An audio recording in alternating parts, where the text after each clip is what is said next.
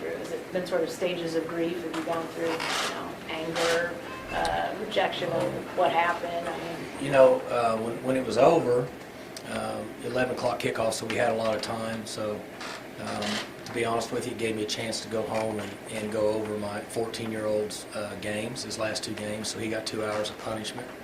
And then we went out back and we shot skeet. And that really took me to dark. And that allowed me to get my mind off that part of it for a while. And I felt like I would be able to go to bed, but I couldn't. And then so I watched a little bit of the Arkansas game. That kind of got me to a point where I was able to lay down until about 30 minutes and go to sleep. Not really anger or frustration, a little bit more of disappointment just from the fact that so many different variables involved that could have changed it. And then you get right back to decisions being made to move forward. And we have been, and I guess maybe I have been, pretty good at getting away from that, realizing that there's not anything you can do, and just kind of moving forward. But when you're involved in a game like that, or when I'm involved in a game like that, that's something that'll come across my mind 500 times if I live long enough. Whether I'm driving, sitting in a shower, in a bathtub, just sleeping, wake up in the middle of the night, forever. Those games don't ever get away from you. you're in a small fraternity of coaches that have had to come back and talk to your team, refocus a team after something like that. I mean, have you heard from any of those other coaches that have done that? Who do you draw from? I mean, because it's one of those, again, not in a coaching manual anywhere. Nobody really has. I mean, I've gotten a lot of text, and most of them are people that like OSU or like me, so they're on my side. So they're pretty much one-sided. And, I guess that the kind of the general or overwhelming opinion is that at some point somebody could have said, this is an easy one to change. But, I always text them back that there's nothing we can do. And that's really what's happened. But I haven't heard from any other coaches that have been in this situation that we were in. You bring up a good point. Like, if you, let's say you knew that rule cold. I mean, if you're jumping up and down on the sidelines, it's not like they're going to stop. I mean, and I know you were asked earlier in the Big 12 teleconference today about the officials with non-conference contracts. Is there a fix? Is there a protest that can be maybe added for coaches to lodge in a situation? In the future? Yeah. Well, I would say that there's a good chance that this rule will be changed if it's cut and dry. That's just my guess. You mean the rule about no loss of down? You think that'll get changed, or there'll be something? No, that rule's in the tap. Right. And that was where, and of course, I'm getting into what I didn't want to get into, but just because I like you, I'm going to do it. This is a forward-thinking question. No, I know, I'm with you. I mean, you've done a real good, you put journalism school to work here, so you did a great job. So, the one area that, in kind of my final analysis of this, the one area that disappointed me is that I couldn't just take my shirt off, lay on the field, and protest and say, I know this rule is this way, because I know 9 years ago when we studied it, there was enough people in that room, and we're detailed enough with our staff and what we do, that the only thing that crossed my mind was maybe it's changed and I didn't know it. So then I said, okay, they're on the 50, let's play this thing out. And obviously, now looking back, I would have run a different play, and then looking back, I would have said, I know we're smart enough to check everything. We would have not ever had a play in our playbook that's going to give them another play. We wouldn't do it. We'd do something else. So that's what was really discouraging to me, was that I wasn't schooled enough to say, I know that rule wasn't that way, because it could have changed. That's the only thing that disappointed me in the long run. But I guess that it seems like there's more controversies with officials than ever before. It's not a problem that's getting less, it's becoming more. Mm-hmm. I'm wondering if there's any sort of, Major League Baseball, you can play a game under protest. So college football, with all the money and all the work and all the hours you guys put into this. Yeah. It was interesting what Bill Hancock said. He said, I'd see it the other way. If it got to that point, we're going to see it the other way. Because they have that, they're not governed by that policy, that rule.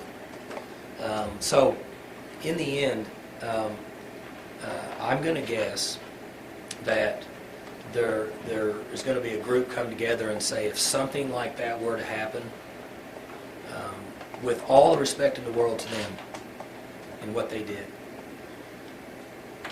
the game's over.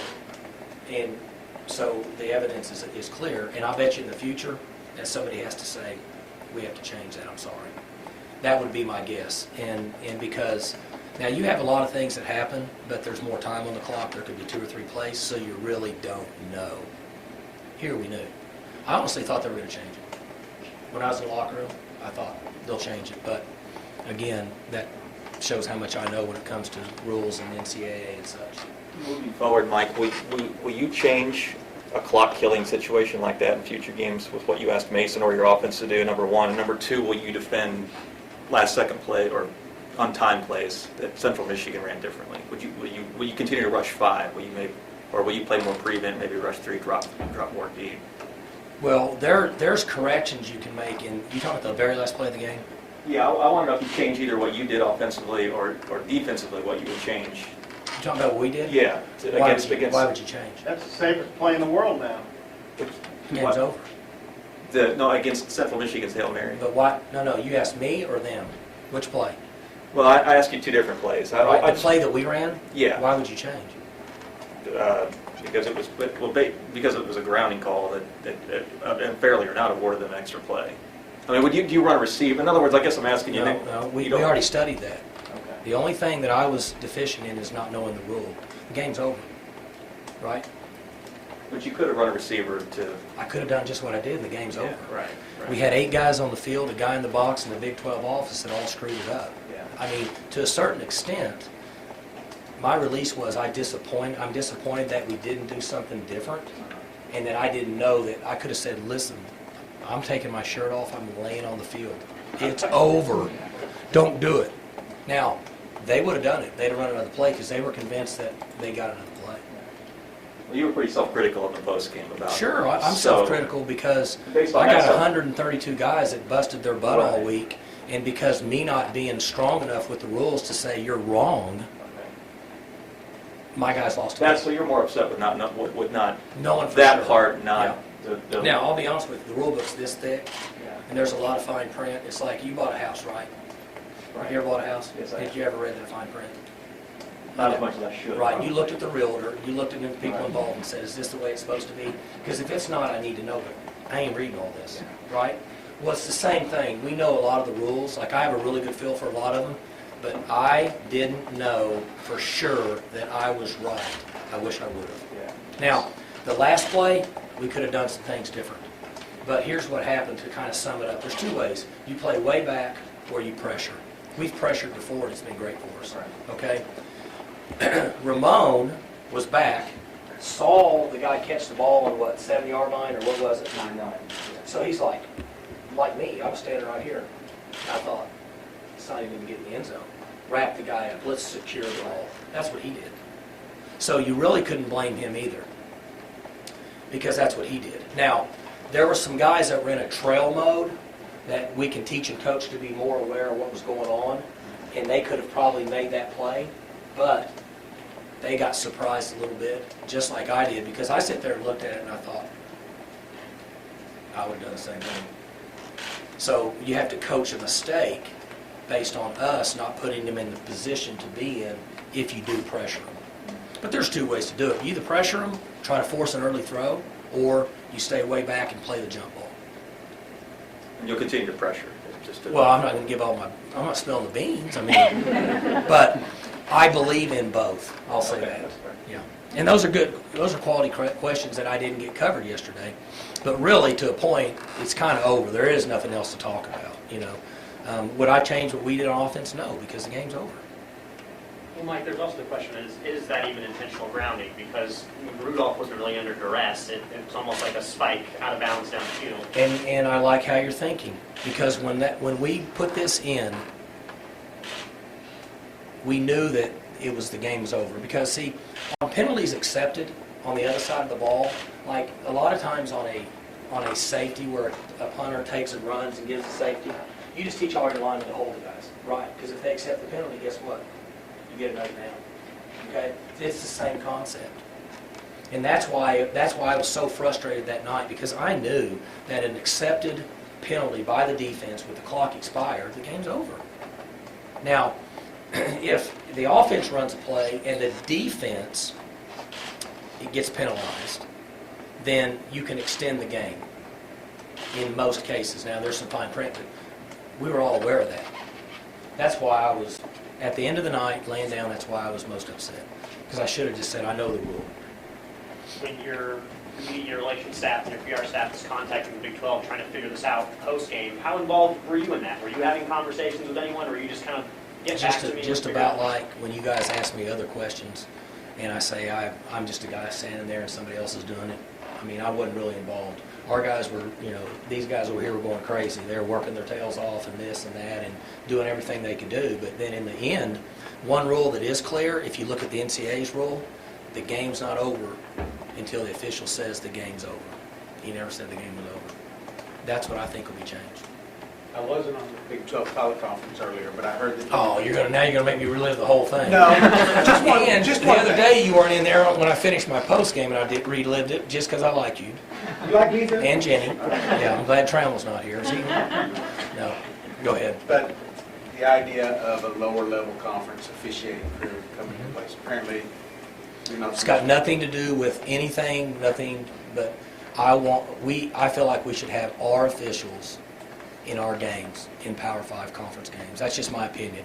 And I could be wrong, somebody can correct me on that. There's a lot of good officials out there, but they're all working to get to that level, right? Aren't most umpires in AA trying to get to the majors? So I'm guessing that they're trying to put those guys that are more experienced, have been in those situations, have seen it more at that level. That's just a personal opinion. And that's not sour grapes. But you asked me, and I'm going to tell you, that's my personal opinion on it. The way like the Central Michigan series worked, I think you guys had Big 12 officials up there a year ago. Mhm. But I mean, when they come here in 2 years, I think right now it's scheduled to be MAC officials. Mhm. Do you want Big 12 officials for all of them, or Sure. So even the away. Now, games? when we play 1-on-1s with Pitt, we play with, I don't know who else we play, Arizona or somebody or down the line. You're going to switch officials. That's just common. Mike, I'm asking you, should there be recourse for you, and you're talking about officials, I mean, they obviously have a tough job too. I'm thinking, is there, and I'm not smart enough to know the I like answer that to you're on this. our team, but we cannot do anything. I get that, but is there something that can help both sides? Because, again, there's so much money, there's so much time invested to make sure, I don't know, clearinghouse, NBA has the replay center. This is probably a better question for the conference, because I think that we have Big 12 officials in Dallas watching the game with a buzzer to the people here. Is that right? So that is being done. On the conference level. Okay. They're watching every game. Yeah. So, jokingly, you ever watch cartoons when like they have a guy having a fort and he's watching and he's like this? I'm serious. So I wondered, is that happening? I know they're going to be mad at me. They may fine me for that, but I get fined from them a lot of times. But the point is this: we have that is taking place, and I'm not being funny, but that is already in place Right. for that reason. Yeah, and I guess I was thinking, I mean, NCAA obviously doesn't have, it doesn't oversee football like it oversees other sports, and so You're right. there's not really a natural NCAA like national view, but if it's happening at a conference level. They're not going to touch it. They're too much. And there's a lot of things with the NCAA I don't agree with, but the world that they live in, that is so big, they could not ever touch it. Too many people, too many moving parts in one day for them to govern is what I would think. So, Mike, it's been suggested that Central Michigan not accept a win. Is that? you know what? I think that I got all the respect in the world for their coach. I got all the respect in the world for their program. And the rule states, it's just like when we should have been in the national championship game in 2000 and whatever year that was. The rule was in place. We all agreed to it. This rule was in place. We all agreed to it. We ended up on the short end of the stick. It benefited them. And honestly, they came down here, and we were more talented than them, and they beat us on our field. So if we'd have played better during the game, it would have never happened. So if I was them, I would say the rule's the rule. We all bought into it. We get the win.